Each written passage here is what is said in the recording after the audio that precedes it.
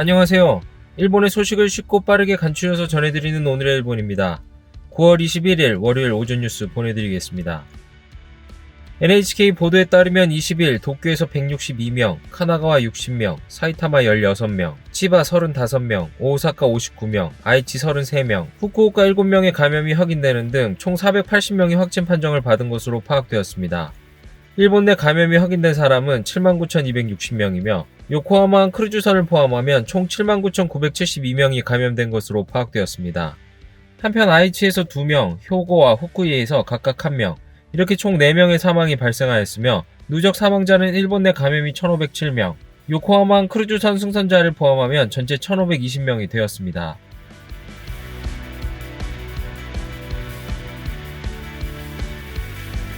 이날 도쿄에서는 162명의 신규 감염이 확인되었습니다. 10세 미만부터 90대까지의 남녀 162명이 신규 확진 판정을 받은 것으로 파악되었으며 이 중 93명은 감염 경로가 파악이 되지 않거나 조사 중이고 69명은 기존 감염자의 밀접 접촉자로 확인되었습니다. 연령대로는 20대에서 30대가 총 69명으로 전체의 약 43%, 40대에서 50대는 총 56명으로 약 35%로 나타났습니다. 감염 경로로는 162명 중 가정 내 감염이 32명, 시설 내 감염이 11명, 회식에서의 감염이 8명, 직장 내 감염이 6명, 유흥과 관련 감염이 3명 등으로 확인되었습니다. 한편 이날 도내 사망자는 없었으며 현재 중증 환자는 2명 증가한 27명, 입원 환자는 64명 증가한 1199명으로 파악되었습니다. 이로써 도쿄의 누적 확진자 수는 24,208명, 누적 사망자 수는 390명이 되었습니다. 다음 소식입니다. 스가 내각은 주말에도 분주한 모습을 보였습니다. 스가 총리는 20일 오후 디지털 정책에 정통한 지식인과 회담하고 향후 디지털 정책의 진행 방식 등을 놓고 의견을 나눴습니다. 이날 오후 1시경 도쿄 미나토구의 호텔에서 정부의 IT 종합전략본부의 위원을 맡아 디지털 정책에 정통한 케이오 대학의 무라이 준 교수와 점심 식사를 하며 회담하였습니다. デジタル政策これからどうするかということを議論しました。 그 뒤 무라이 교수는 기자들에게 디지털 정책에 대해서 이제부터 어떻게 할지를 논의했다. 예산이나 권한을 강하게 한다. 법제를 정비한다라는 것은 지금까지 20년 동안 서서히 해왔지만 이 이상으로 하기 위해서는 지금보다 더 강화한 체제를 만들지 않으면 안 된다라고 이야기하였습니다. 이후 스가 총리는 저널리스트 타하라 소이치로 씨들과도 연달아 회담하였습니다. 또한 이날 저녁 스가 총리는 취임 후 처음으로 미국의 트럼프 대통령과 회담하고 스가 외교를 시작하였습니다. トランプ大統領からは共に日米同盟を一層発展をしていこう、そういう要請をいただきまして、当然私からは日米同盟というのはまさに地域の平和と安定のためにそのための基盤である、そうしたことを申し上げ、お互いに連携をしていこうということで一致をしました。 전화회담은 약 25분간 진행되었습니다. 트럼프 대통령이 미일 동맹을 더욱 발전시켜 나가자고 한 데 대해 스가 총리는 미일 동맹은 바로 지역의 평화와 안정을 위한 기반이라고 답해 미일 관계를 중시할 자세를 보였습니다. 北朝鮮問題、新型コロナウイルス対策、ここについても両国で緊密に連携していこうということで一致をしました。大統領からは24日間一度でも何かあったら電話をしてほしい、出る、そういうことで一致をしたところであります。 또한 납치 문제나 코로나19 대응의 협력과 긴밀한 협력의 자세도 확인하였습니다. 스가 총리는 이날 호주의 모리슨 총리와도 전화회담을 하여 계속해서 연계할 뜻을 확인하였습니다. 스가 총리는 각국 대표와 전화회담을 진행하여 연계를 강화하겠다고 말하며 각국 대표들과의 외교에 대한 의욕을 나타냈습니다. 스가 내각의 강요들도 이날 방송에 출연하여 정책을 토론하거나 지방을 시찰하는 등 분주한 주말을 보냈습니다. 来年にはデジタル庁をスタートしたいと思います。権限持って予算持ってやらしちゃうっていうのが総理の考え方で、これすごいですよ。画期的だと思います。 히라이 씨는 이렇게 말하며 스가 총리의 뜻에 따라 각 부처의 디지털 정책의 예산 요구를 디지털청이 일괄적으로 맡을 의사를 밝혔습니다. 또한 보급률이 낮은 마이넘버 카드에 대해서 히라이 씨는 디지털 사회의 여건이다라며 발행 업무와 운영 업무에서 지자체별로 다른 시스템을 국가가 주도하고 통일하겠다라는 생각을 나타냈습니다. 한편 타무라 노리이사 후생노동상은 민간 PCR 검사 비용의 인하에 대해 언급하였습니다. 総理からですねご指示をいただいたんですけれども、まず本当に海外と比べてみてどれぐらい高いのかっていうのを調査を今させてます。高いのであるならば下げる努力をこれをしてまいりたいというふうに。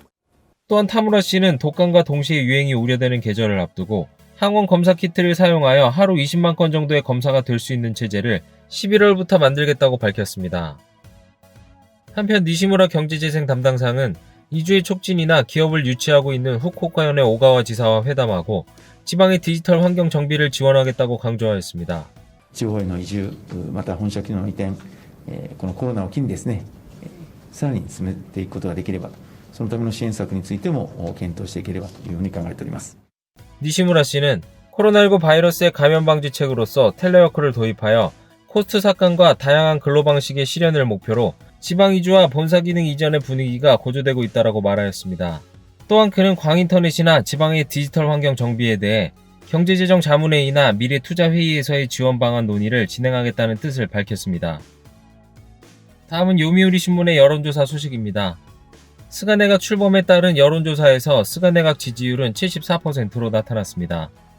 이는 해당 조사가 시작된 1978년 이후 고이즈미 내각 87%, 하토야마 내각 75%에 이어 역대 3위의 지지율입니다. 한편 지지하지 않는 비율은 14%였습니다. 아베 총리가 추진했던 정책과 노선을 계승하겠다는 스가 총리의 방침에는 63%가 평가한다라고 답하였습니다.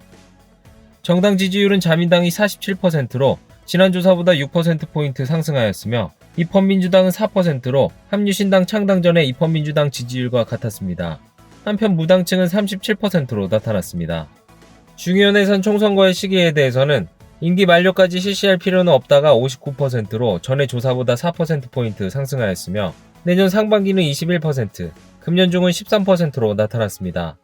한편 스가 내각의 강요 기용에 대해 코노타로 행정규제 개혁 담당상의 기용을 평가한다는 77%, 평가하지 않는다는 12%로 기대감을 보이는 의견이 많았습니다. 한편 아소타로 부총리 겸 재무상의 연임은 평가하지 않는다가 53%로 평가한다의 39%를 웃돌며 두 강요의 평가와 기대감이 극명하게 다른 모습을 보였습니다.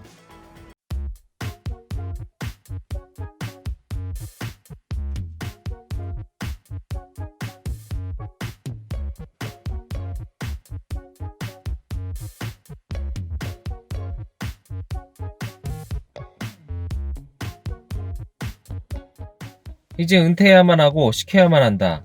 설마 해산하면 출마할 생각인가? 정년제는 필요하다고 생각하고 제대로 판단할 수 없겠다. 스가 정권의 규제 개혁을 한다면 이를 기회로 국회의원 정수 삭감과 의원 보수의 삭감, 의원 특권의 철폐를 요구하고 싶다. 그리고 의원의 정년제와 해임 규정을 엄격하게 해도 좋겠다. 아무것도 하지 않은 의원이 너무 많고 문제를 일으키는 의원도 많다. 참의원이 필요한지 논의도 필요하겠다. 살을 애는 개혁 없이 국민의 마음은 잡히지 않을 것이다. 국회의원이라도 정년을 도입해야 한다. 스가 총리의 이름을 칸 총리라고 하거나 이름을 읽지 못하는 사람을 국회의원, 게다가 부총리와 재무상으로 하는 것은 이상하다. 파벌에 의해 정치가 좌지우지되고 있다. 늙은 정치가가 이상하게 권력을 가지고 파벌이 있으니까 아랫사람의 의견을 들어주지 않는다. 연배가 있는 분들은 은퇴해야 한다. 민간기업에서 80세가 되면 실권을 지지 않고 겨우 명예 고문직 정도. 아소, 니카이에 좌우되는 자민당은 이제 바꿔야 할 시기라고 생각한다. 그걸 허락하고 있는 일본 국민에게도 문제가 있다. 자민당의 중진으로 힘내세요 라고 할 상태는 아니라고 생각한다. 연령 이상으로 문제라고 말할까 장애가 너무 많은 사람. 이후 선거에서 은퇴했으면 좋겠다. 총리가 은퇴 공고해야 한다. 고이즈미 씨가 나카소네 씨를 은퇴시킨 것처럼 노인이 뒤에서 권력을 휘두르는 옛날 그대로의 흑막 정치가 끝나지 않으면 일본은 국제적으로 지위가 향상되지 않는다. 아소 씨뿐만 아니라 무능한 아들을 억지로 자신의 후임으로 자리 잡을 때까지 버티며 눌러앉으려고 하는 니카이 간사장에게도 은퇴 공고는 필요하다.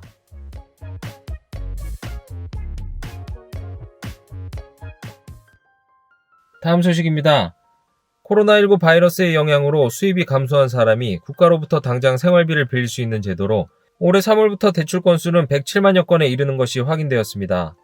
생활에 곤란한 사람이 당분간의 생활비를 빌릴 수 있는 긴급 소액자금과 종합지원자금 제도는 올해 3월부터 코로나19 바이러스의 영향에 따른 실업이나 휴업으로 수입이 감소한 사람도 대상이 되어 전국 사회복지협의회에서 신청 접수 등을 실시하고 있습니다.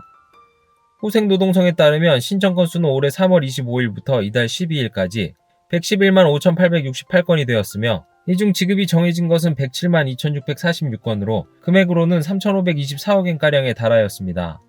리먼 쇼크 후에 2009년도부터 3년간의 대출 건수는 약 20만 5천 건으로 올해 3월부터 약 5개월 만에 이미 5배 이상을 넘어섰습니다. 후생 노동성은 코로나19 바이러스의 영향이 장기화하는 가운데 제도의 이용을 신청하는 사람은 앞으로도 많다고 본다. 생활이나 목숨을 지키기 위해서 계속 신속한 지원을 하겠다라고 이야기하였습니다. 다음 소식입니다. 총무성이 정리한 추계에 따르면 일본의 65세 이상의 고령자와 인구 비율이 사상 최다를 경신하였습니다. 총무성이 발표한 이달 15일 기준 인구 추계에 의하면 일본의 65세 이상 고령자는 3,617만 명으로 지난해보다 30만 명 늘어나면서 역대 최다를 경신하였습니다. 한편 총 인구는 지난해보다 29만 명 줄어들었으며 총 인구에서 차지하는 고령자 비중은 지난해보다 0.3%포인트 늘어난 역대 최고의 28.7%가 되었습니다. 이는 유엔의 데이터에서 보면 세계에서 가장 높으며 2위인 이탈리아보다 5%포인트 이상 앞서고 있습니다. 성별로는 남성이 1,573만 명, 여성이 2,044만 명으로 여성이 471만 명 많았으며 여성은 70세 이상 비율이 처음 25%를 넘어 70세 이상이 4명의 1명꼴로 나타났습니다. 한편 일하는 고령자 수는 지난해 892만 명으로 근로인구 전체에서 13.3%를 차지하여 모두 사상 최다를 경신하였습니다.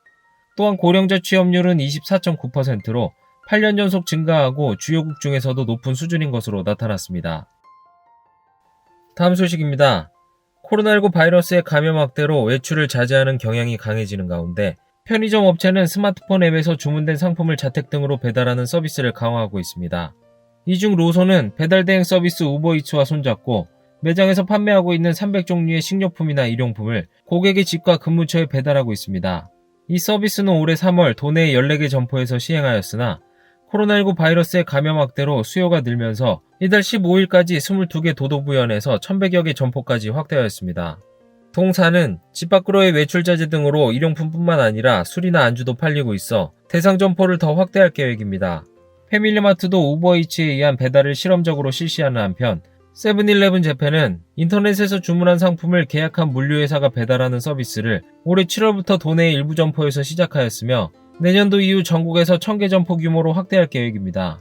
편의점 업계는 감염 확대의 영향으로 7월까지 5개월 연속 매출이 작년 같은 달을 밑도는 어려운 상황이 지속되어 배달 서비스 강화로 수익을 부양하려는 움직임이 보이고 있습니다. 오늘의 일본 소식은 여기까지입니다. 오늘도 즐거운 하루 되시길 바라겠고요. 저는 또 새로운 소식으로 찾아뵙도록 하겠습니다. 시청해주셔서 감사합니다. 이그저튜브였습니다.